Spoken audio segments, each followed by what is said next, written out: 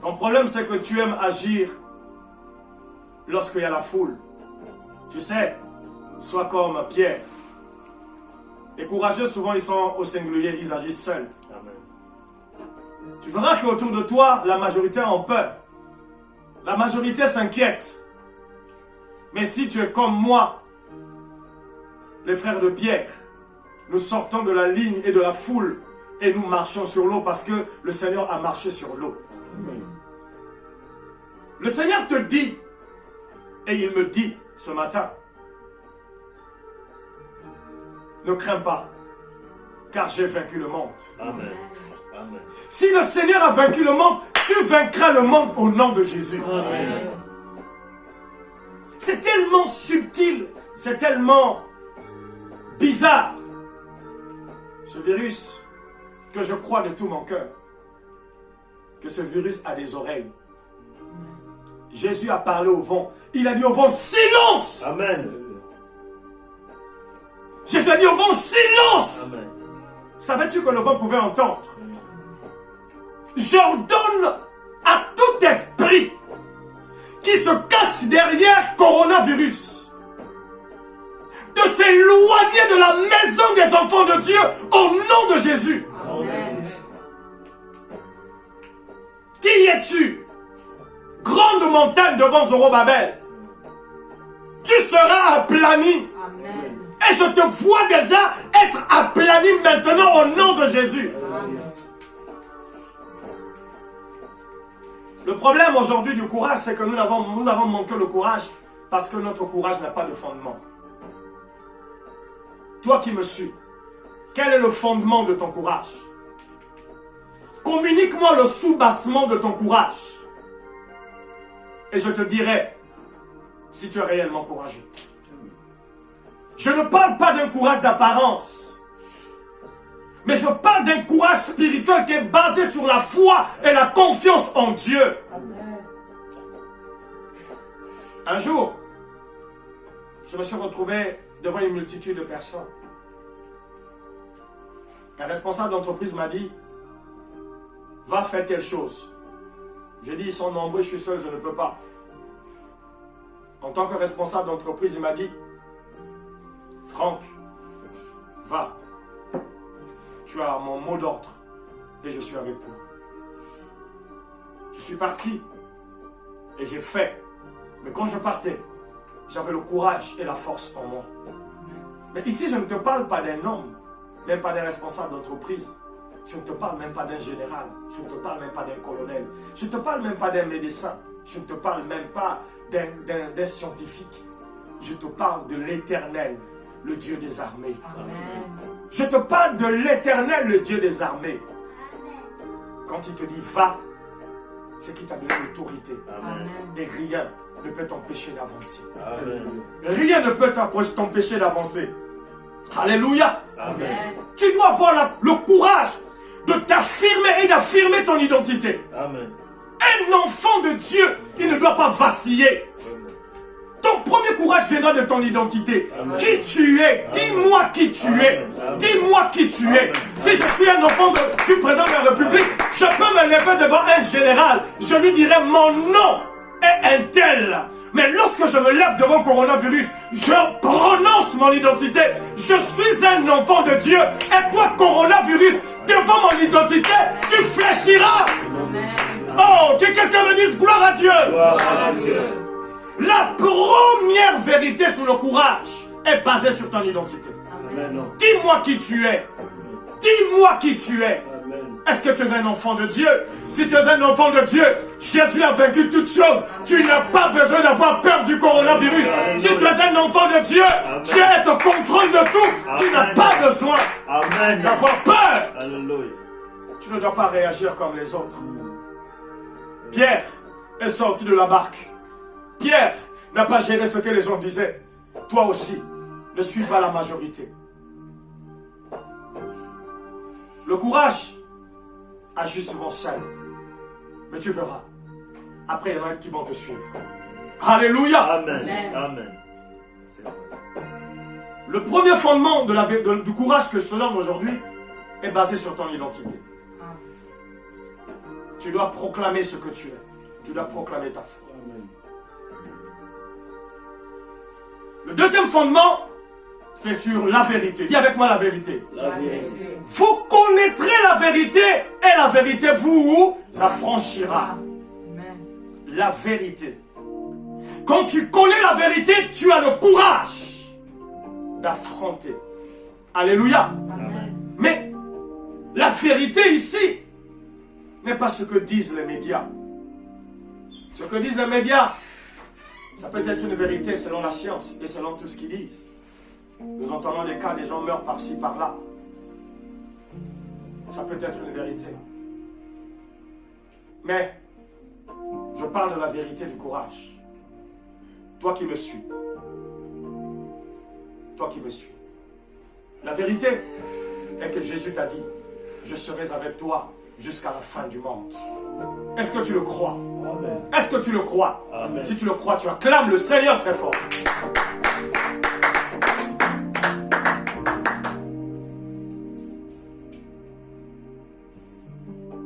Le troisième socle ou fondement du courage, c'est sur la parole de Dieu. Souvent, on a peur de souffrir. On a peur de la maladie et on a peur de la mort. Trois choses. La peur de la souffrance, la peur de la maladie et la peur de la mort. Mais laisse-moi te dire qu'un enfant de Dieu ne doit pas avoir peur de ces choses. Parce que Jésus t'a donné la foi pour vaincre la maladie. Et si Jésus a vaincu la mort, toi tu vaincras la mort. Amen. Est-ce que quelqu'un me suit? Amen. Est-ce que toi tu me suis aussi? Amen. Tu vaincras la mort. N'aie pas peur de la maladie. Lorsque la maladie arrivera, appelle Jéhovah Rapha, l'Éternel, le Dieu qui guérit. Alors écoute-moi. Si tu connais ton identité, voici les cartes certificats qui vont t'accompagner. Selon Marc au chapitre 16, voici les signes qui accompagneront ceux qui auront cru. Où sont tes signes? Montre-moi tes signes. Je te dirai quelle est ton identité. Montre-moi tes signes. Je te dirai qui tu es. Un enfant de Dieu. Il n'a pas peur. Il ne craint pas. Il ne s'inquiète pas. Lorsqu'on lui posera la question, il dira, j'ai la foi. Et je sais une chose, que tout est possible à celui qui croit. Amen. Voici les signes qui accompagneront ceux qui auront cru. En mon nom, ils chasseront les démons. Alléluia. Amen. Alléluia. Amen. Ils imposeront les mains aux malades. Et les malades seront guéris. Que fais-tu de tes mains? Que fais-tu de ta foi? Le secret n'est pas d'imposer les mains, mais le secret est de ceux qui croiront. La Bible dit, voici les signes qui accompagnent ceux qui auront cru. Lorsque tu crois, tes mains deviennent un dispensateur de miracles et de guérison contre le coronavirus. Lorsque tu crois, tu parleras à un virus. Le virus ne pourra pas s'approcher de toi. Oh, est-ce que je parle à un enfant de Dieu? Est-ce que je parle à un enfant de Dieu? Amen. Active ta foi. Alléluia. Amen. Alléluia. Amen. N'aie pas peur. N'aie pas peur. Écoute-moi bien. Écoute-moi bien. Tu ne dois pas vivre selon le train de ce monde. Mais toi, tu dois regarder ni à gauche, ni à droite. Mais, regarde à la parole de Dieu. Alléluia. Regarde à la parole de Dieu. Ce qui se passe aujourd'hui nous a été révélé depuis le 31 décembre. L'Église était avertie.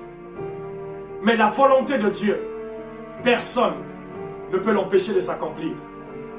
Alors toi qui penses que Dieu est impuissant parce que ta prière n'a pas arrêté le coronavirus, laisse-moi te dire, la peste et ses ravages ont été prédites il y a plus de 2000 ans de cela. Les disciples ont posé la question au Seigneur en lui disant, mais montre-nous les signes de ton avènement. Il a commencé à détailler, il a commencé à détailler, il a commencé à détailler. Écoute-moi bien, ça c'est une facette. Mais après cette facette, s'en suivra la famine. La famine suivra. La famine suivra. Alors la première famine n'est pas la famine de la nourriture, mais la famine de la parole véritable de Dieu. La parole de Dieu sera diluée. Et Jésus a dit que l'homme ne vivra pas seulement de pain, mais l'homme vivra de toute parole qui sort de la bouche de Dieu.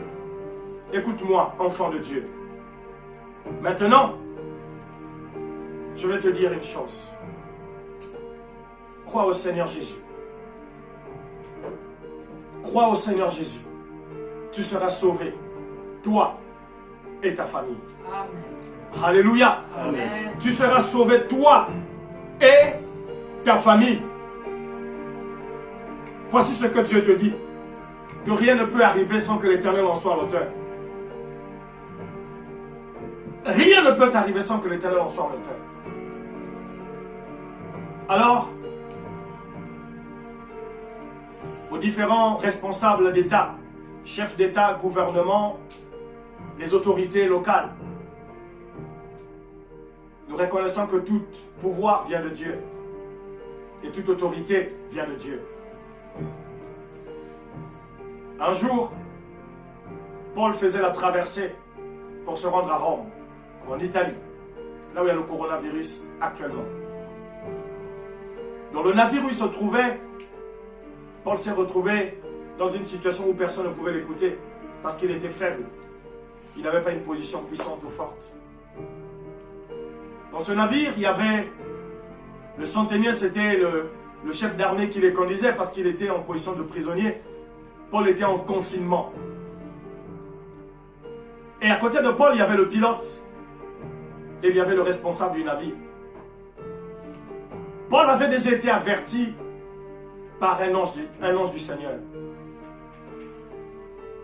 Mais seulement, le centenier n'a pas écouté Paul lorsque Paul a dit au centenier que si nous faisons ce voyage, l'Éternel dit que nous allons périr.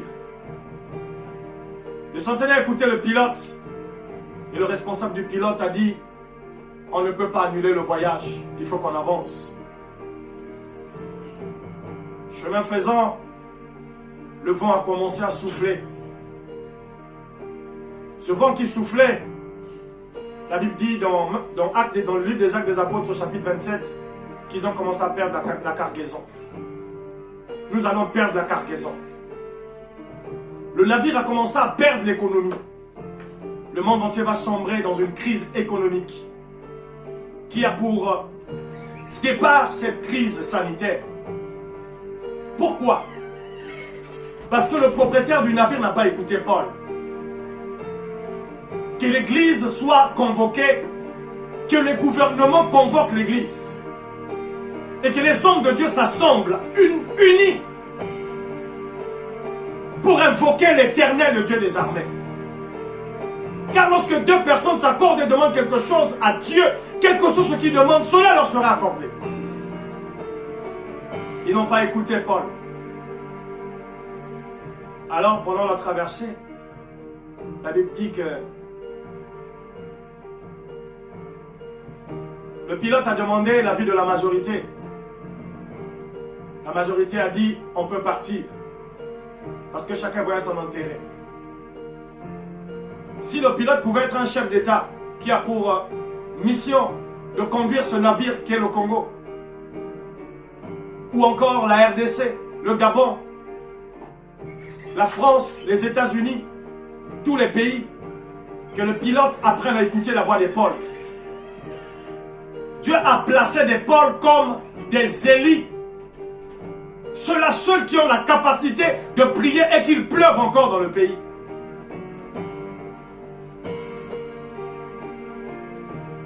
Que Dieu touche le cœur des autorités et que l'Église soit à sa place. Ce qui est bien, c'est qu'après ils ont commencé à jeter la cargaison. Ils ont commencé à perdre les biens qu'ils avaient.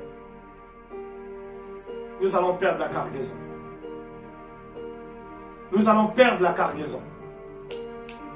La production pétrolière prendra un coup. L'économie prendra un coup. L'emploi prendra un coup. Les hôpitaux seront surchargés. Le Seigneur m'a montré en vision hier, ainsi qu'à mon épouse, qu'il y avait beaucoup de cadavres. Que Dieu épargne son peuple. Que Dieu épargne son peuple. Que Dieu épargne son peuple. Les hôpitaux étaient surchargés. Que Dieu épargne son peuple. Toi qui me suis, tu ne seras pas atteint au nom de Jésus. Garde la foi. Garde la foi. Ce qui me réjouit dans cette histoire, je vais terminer par là, dans Acte 27, c'est que il y a eu un vent qu'on appelle le Raquilon, un tourbillon qui a balayé l'économie du navire.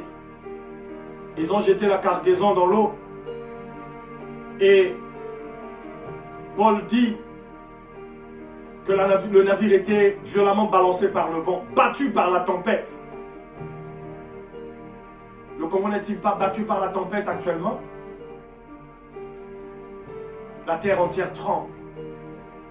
Les nations sont en panique. Les armes les plus puissantes sont inefficaces. Les stratégies militaires sont inoffensives. Que le monde tourne les regards vers Dieu.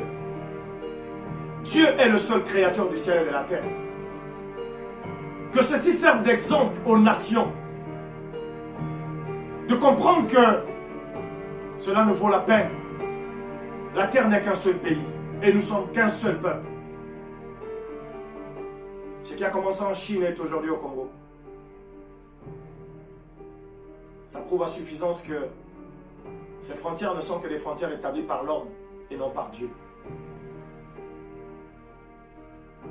Paul dira, maintenant je vous exhorte à prendre courage. Que les chefs d'État soient courageux. Que ces médecins qui sont en contact avec les malades, soyez courageux. Protégez-vous également. Suivez les instructions des autorités. Et sachez une chose, que la foi seule pourra vous sauver. Maintenant, je vous exhorte à chacun. Car chacun de vous ne périra pas. Mais Paul dit, il n'y aura de navire que dans ce navire. Enfant de Dieu, garde la foi. 3 choses. Savoir qui tu es, ton identité. La deuxième des choses, croire aux Saintes Écritures.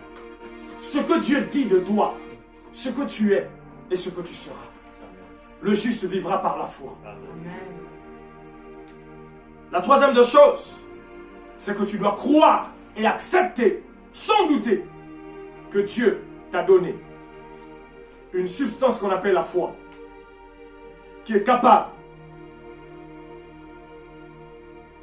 de neutraliser le virus du corona qu'on appelle aujourd'hui Covid-19. Amen. Sache une chose, enfant de lumière de victoire, famille lumière de victoire, sache une chose, Dieu te l'a déjà dit dimanche, aucun malheur ne t'arrivera. Aucun fléau n'approchera de ta tente. Alléluia. Je répète encore, sache qu'aucun malheur ne t'arrivera et aucun fléau n'approchera de ta tente. Amen. Que Dieu vous bénisse. Amen. Nous allons prier avec ceux qui sont malades, ceux qui toussent, ceux qui nous suivent. Toi qui nous suis, nous allons prier avec toi. Alléluia.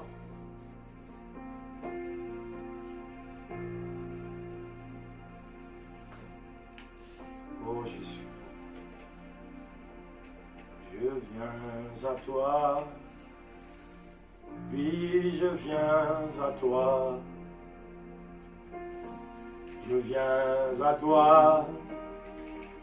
Tel que je suis. Je viens à toi. Je viens à toi. Oui, je viens à toi. Je viens à toi. Tel que je suis. Je viens à toi. Je viens à toi. Oui. Oui, je viens à toi. Seigneur, je viens à toi. Je viens à toi. Tel que Yahweh, Naye, Nayo. Naye, Nayo. Yahweh, Naye, Nayo. oh, Naye, Nayo, Naye. Nayo. Lolenge nazali. Nous allons prier pour toutes ces personnes qui sont malades. Nous allons dire à Dieu, Seigneur, au travers de l'Internet, tu as permis que nous soyons en contact avec eux. La Bible déclare que ta main n'est pas courte pour toucher, ni ton oreille dure pour entendre les cris silencieux. Alors nous allons prier à l'unisson, que Dieu les touche. Quand Dieu te touche là où tu es, tu verras et tu sentiras quelque chose comme la femme à la perte de sang, qui avait ressenti quelque chose au-dedans d'elle. Nous prions pour toi maintenant. Père de gloire, alléluia. Ta main n'est pas courte pour toucher. Ta main n'est pas courte pour sauver. Ce frère, cette sœur, qui a besoin de toi, dont la maladie, les symptômes. Oh Père, maintenant tu peux le toucher. Tu peux le toucher maintenant. Tu peux le toucher maintenant. Tu peux le toucher maintenant. Mon Dieu, tu es capable de le toucher. Tu es capable de le toucher. À distance, tu as guéri le serviteur du centenier. À distance, tu peux guérir mon frère et ma soeur. Seigneur, alors nous allons prier pour ceux qui sont faibles. Toi qui es faible aujourd'hui. Il y a des gens qui sont des symptômes, mais